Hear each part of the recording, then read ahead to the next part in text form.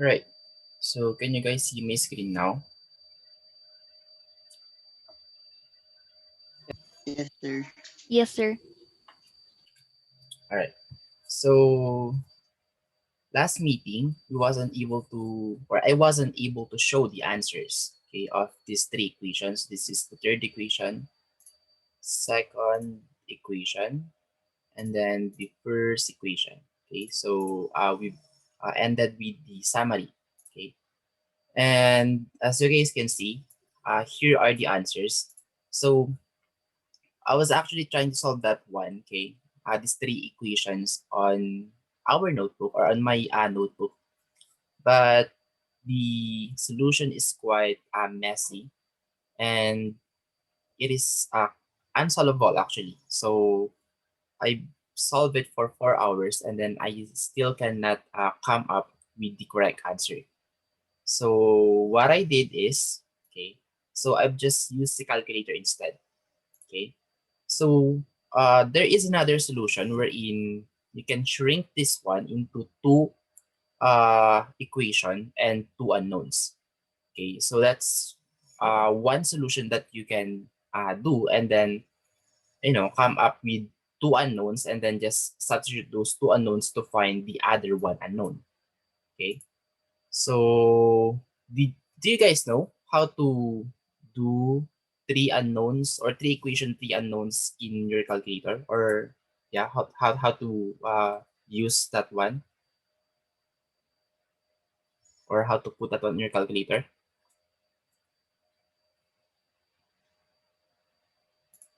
Anyone? What what are the calculators that you are using? Because mine is FX991EX. So probably the other versions are FX991ES, which is also okay to solve three equations, three unknowns. And the older version of that one, which is FX991E, I guess, it, it is still possible to solve the or it can still solve three unknown three equations. So may I know what are the versions of your calculators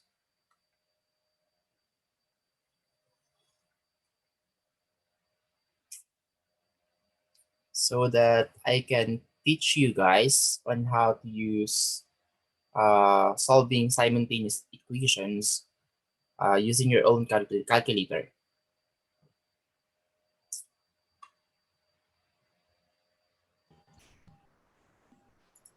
Sir, FX5708. Pardon? So I guess you guys can type it on our chat box. FX85ES plus. I'm not just sure. FX570. Okay, so let me just search. Maybe this is the older version.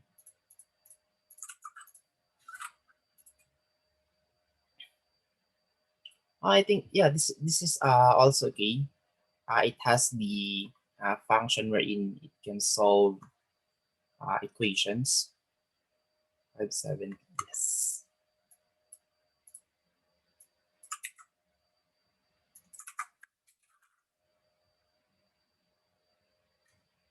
FX570. This one. Yeah, I think that one is also okay. So can you guys click the mode? This one right here. Mode. Mode or setup. And then choose the equation. I just don't know what is the interface in your calculator, but you should see equation. And then just click equal equation.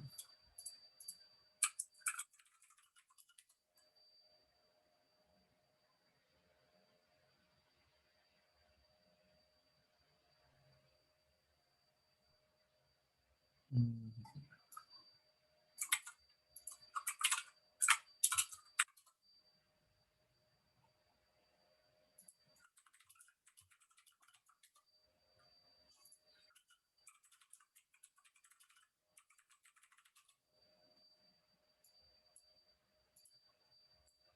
Right, so let's see right here.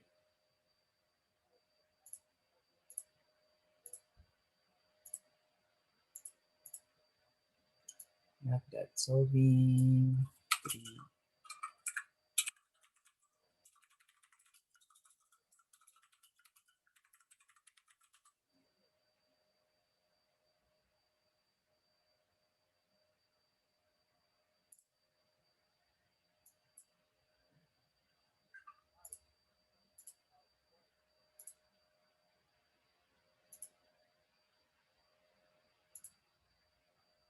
There you go.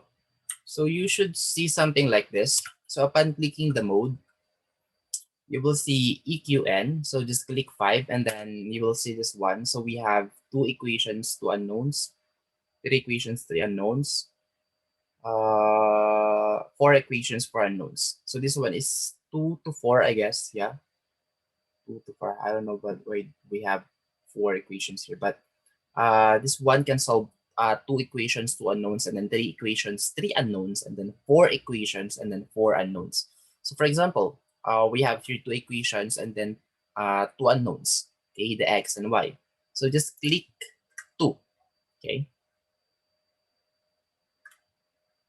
And then you will see this one. So you have here your A, your B, and then your C. So just insert those numbers or values. And then, so once you have put everything, and then just click equals, and then it will give you the answer of x, it will give you the answer of y, and yeah, x and y, if two unknowns, two equations. If it's 3, then it will give you x, y, z. If it's 4, then it will give you w, x, y, z. Okay, so that's how I've got these answers. Negative 0.09, and then 0.08, and then 0.14. Okay.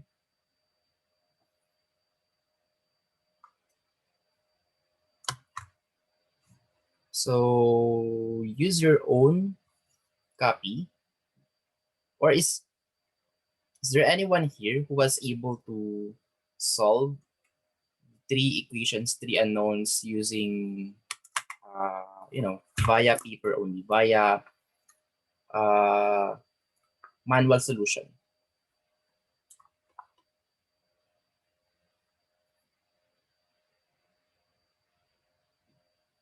Anyone?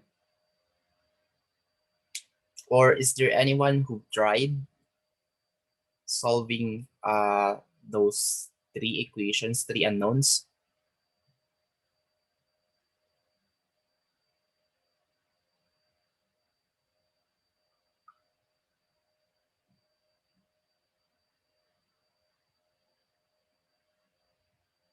Hello? Are you guys still there? Yes, sir. Okay. So anyone here who tried or none?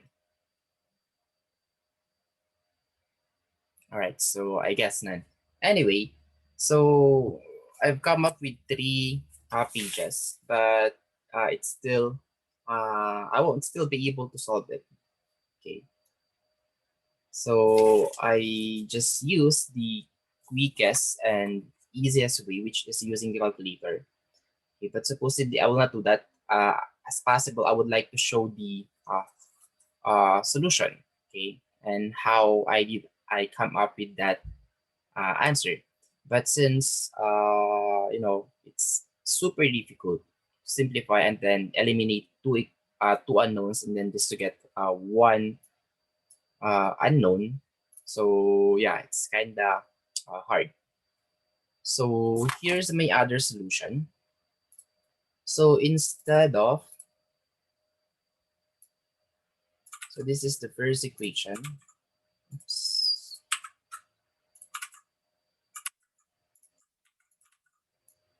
This is the first. This is the second one.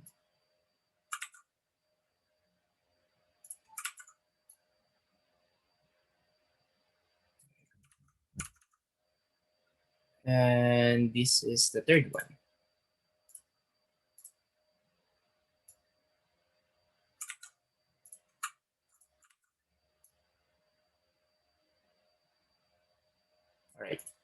So for you to be able to solve this one as quick as possible, okay, you have to reduce the number of those i's, okay, or those variables x, y, and z, or the I1, I2, and I3. So if you're going to take a look at this one, you can actually divide everything by 25, okay? Or if you don't, or if you will not do that, it's also okay, but you're just dealing with larger numbers, okay? So in my case, I'll not reduce this one, or I'll not divide everything by 25, so I'll just use the raw number, okay, or the raw variable value. So in this case, let's just see that this is your equation 1, equation 2, and then equation 3. Okay. So let's use the equation 1 and 2. So let's add equation 1 and 2 to solve, okay, or to eliminate. To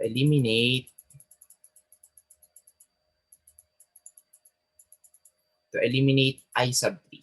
Okay, so our goal here is to eliminate this I sub 3 in here. Is for us to come up with two unknown variable, which is I1 and I2.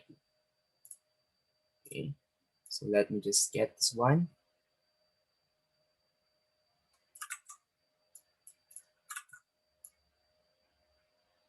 All right, there you go. So we will add those two. Okay, so as you guys can see right here, we have to multiply 2, okay, on the equation number 1 for us to get a 300 in here. Because 300 plus minus 300 is equal to 0. So in that case, we have already eliminated the I sub 3. So just multiply the first equation by 2. Okay. So in here, 300 times 2 is 600, plus 100 is 700, I sub 1. And then on the second one, so 2 times 100 is 200, plus 650 is 850. 850 I sub 2. And then, of course, 150 times 2 is 300. So 300 minus 300 is equal to 0. So, yeah, that's it for the equation number 4. All right. So now let's use equation number 1 and equation number 2 to eliminate number eliminate I sub 3.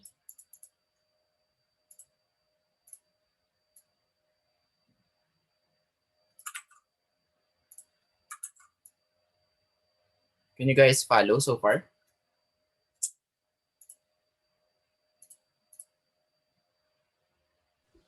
Yes, sir. Hello, guys. Okay. So just let me know if you guys are confused so that we can go back on that particular part. So in here, our goal is to eliminate I sub 3, is to come up with I sub 1 and I sub 2. So in here, we can multiply this one by, sorry, this is not I sub 1 and I sub 3. That's why it looks different. Oops. So equation 1 and equation number 3.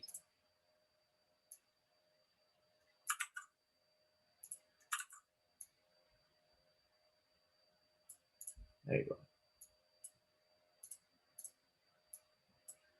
So plus. So in here, we can multiply the first equation by 3.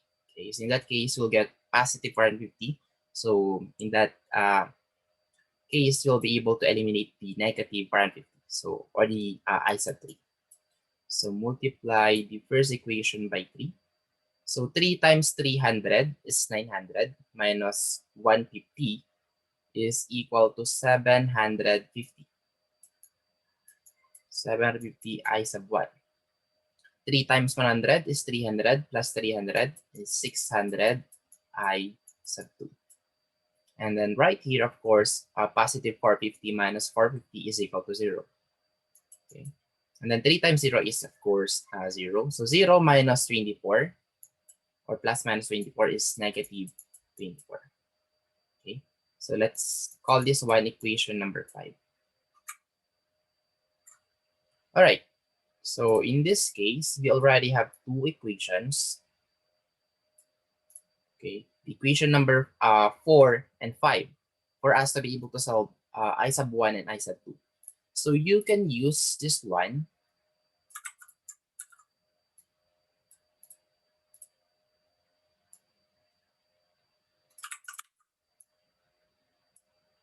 So you guys can use this one, okay, to use your calculator to solve the I sub 1 or I sub 2.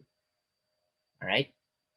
Or if you want, you can simplify this one, but it will take you super, super long. A lot of simplification, and you'll not get the exact answer.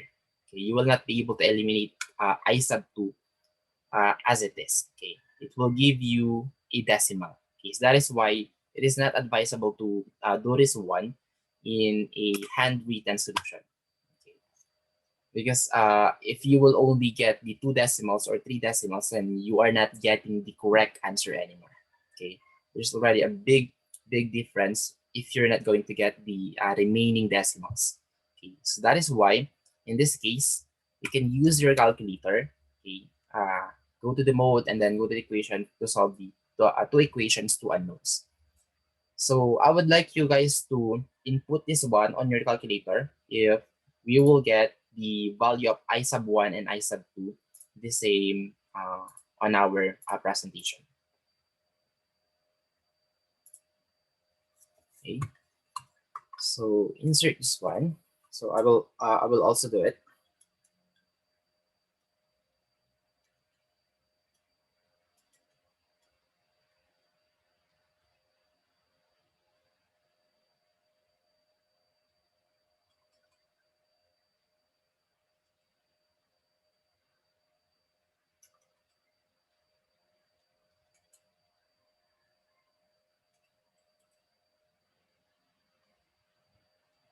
So are you guys already done?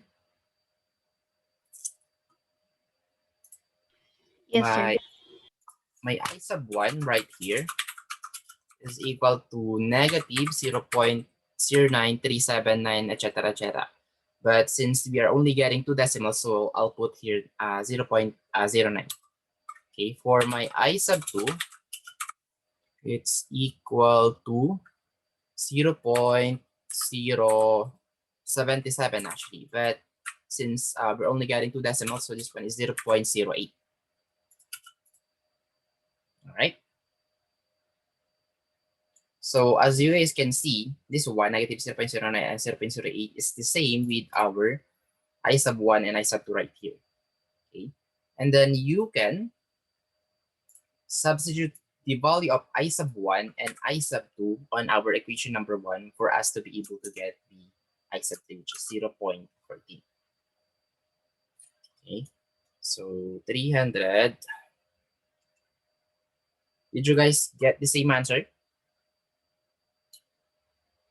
Negative 0.09 and 0.08. Yes, sir. All right. So now substitute this I sub 1 and I sub 2 on the equation number 1.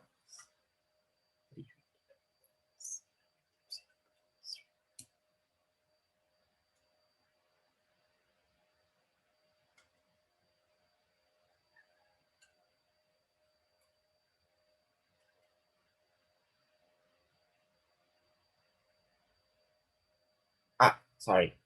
I was using the ship solve. So let me just show this one. Okay. So if we're going to do this one manually, so 300 times negative 0.09 plus 100 times 0.08 plus 150 I sub 3 equal to 0. So in here, you can already solve this one. So 300 times 0.09 is negative 27 plus 100 times 0.08 plus 8 plus 150 I sub 3 equal to 0. So in here, you can transpose the negative 57 and 8 on the other side. So we'll have I sub 3 is equal to positive 27 minus 8 divided by 150. 27 minus 8.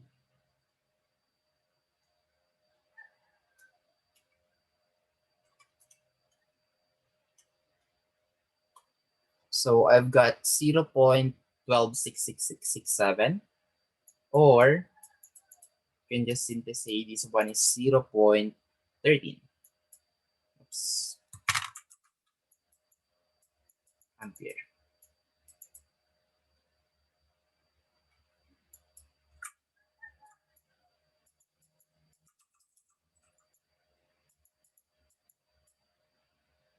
All right. So did you guys get the same answer?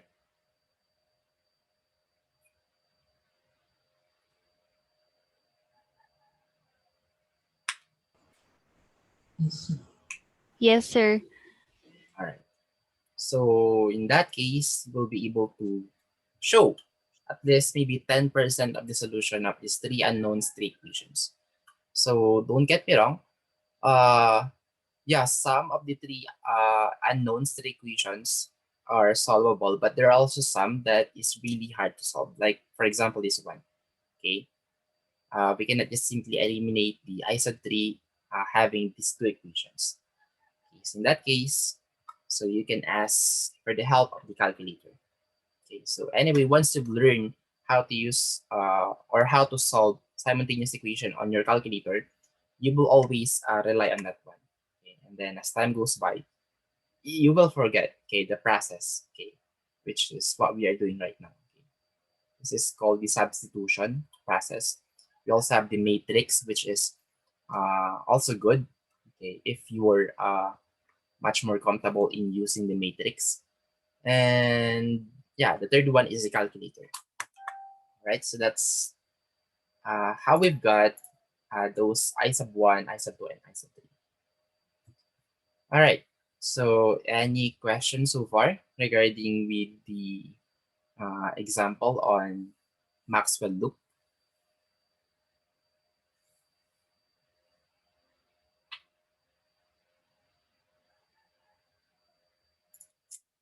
Question, guys, or clarification so far?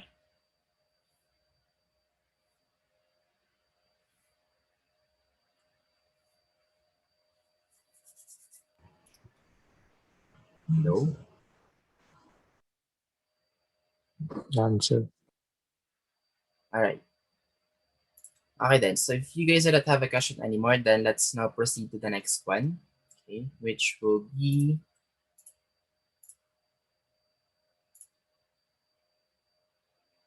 the superposition theorem. Okay, so don't you guys worry, this one is only a 14 slides, so this won't take that long. Okay, so what is this superposition theorem? So this one is the one that we use, okay, especially if we have multiple let's say sources. So it could be voltage, or it could be current, or yeah, just only. All right, so this is another theorem wherein strokes of genius that takes a complex of subject and simplifies it in a way that makes perfect sense. Okay, so basically, the Kirchhoff's law is also a genius, theorem wherein we can solve a complicated circuit. Okay, and then we have another one, which is the Maxwell, wherein it will give us a better, uh, you know, let's say solutions because it's shorter and much more quicker to solve unknowns. And then we have another one, which is called the superposition theorem. All this one is only advantageous if you have a lot of, let's say, voltage source or a lot of current source. Okay, so the strategy is to eliminate all but one source of power within a network at a time. Okay, so of course it could be a series, but mostly parallel, of course. So we have multiple sources. Okay, And then our goal is, of course, to solve the, let's say, given unknowns. Could be the voltage drop, could be the current, but we cannot solve power in here. So that's the only limitation of the superposition theorem. So you can also solve for the similars, like what we are solving in Kirchhoff's law and Maxwell, but not for the power. Okay. So once voltage drops and currents have been determined for each power source working separately, the values are all superimposed. Okay. So meaning they will be added with each other. Okay. So whatever is their sign, okay, or the polarity, that one will be carried, okay, upon the addition of those two, let's say, solutions or two simplified equations. Okay, so later on, you will know how to add those determine voltage drop, currents, etc., etc. So once you have already combined those two, we call that one superimpose. Okay. Right. So let's have an example for you to be able to get what I'm trying to say. What is superimpose? So we have here an example, in a very simple example, which is solvable by Kirchhoff's law or Maxwell. But in here, of course, we're going to apply the superposition theorem. Okay. So we have V1, okay, as your first voltage source, and then we have V2 as your second voltage source. So since we have more than one source, so we can use superposition theorem to solve for the, let's say, voltage drop in R1, voltage drop in R2, voltage drop in R3, I1, I2, and I3, and so on and so forth. Okay. So the first thing that you need to do is, of course, choose where you will start. So in this case, you've started on the left side, okay, on the 28-volt source. Okay, so what he did in here is, so whether down the circuit, this pass as this with one source. So all other voltage sources are replaced by wires or simply just shorted. And for the current, okay, all current sources with open circuits will get break. So when we see break, just make it open. Okay, it's now an open path or open branch, just like this one. So if it's closed, then we are connected with each other. But if it's break, then this one is open. Okay, so let's just say that it's like a big switch when it comes to current source. But since we don't have a current source in here, we only have voltage source. So if you're going to choose 28 volts as your first step to solve the let's say this side, left side, then just short this one. Okay, just like that. Okay, we've shorted the 7 volts voltage source. Okay, so that's the very first step. All right, so here's the computed value. Okay, so analysis circuit with only 28-volt battery, you obtain the following values for voltage and current. Okay, so let's have our own solution because this is already the answers when it comes to the I1, I2, I3, the VR1, VR2, VR3, the total voltage, total current, and then total resistance. So let's have these, okay, this one only.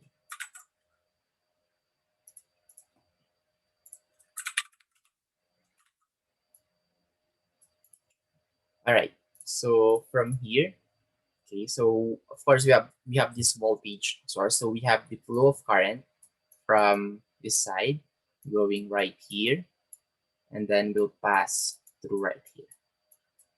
Okay. So the first thing that you need to do is get the total current, okay, or the total resistance. So either of those two.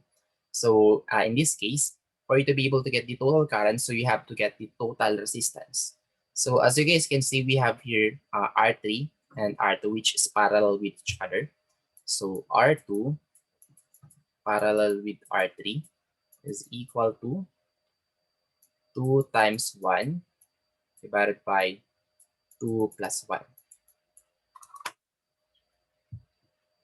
So right here, we'll get 0.66667, or this one is 0.67 ohms. Okay, so this is a combined value of R2 and R3. And as you guys can see, once you have combined these two, then you can now just add the R1s since they are now in series connection. So for you to be able to get the RT, of course, that would be R1 plus the value of your R2 and R3. Okay, R1 is 4 ohms, and then the value of R2 and R3 is 0.67. So R total is equal to 4.67 ohms. Now, that's the very first step that you need to do. Okay, so now that you have the R total, then you can now solve for the I total. So I total is equal to VT divided by RT. So your VT right here is 28 volts. And then your RT right here is 4.67. Okay, so 28 divided by 4.67. So our IT here is 5.995. Okay. So in this case, I'll just make this one 6. Okay. 6 amps since it is very close. Okay. So can you guys follow so far up to this point?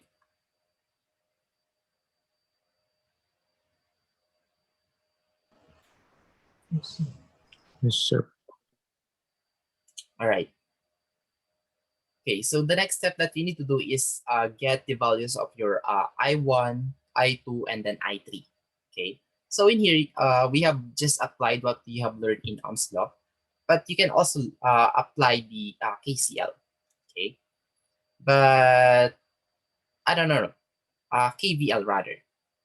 Okay, but in here, we can actually get the IR1 already.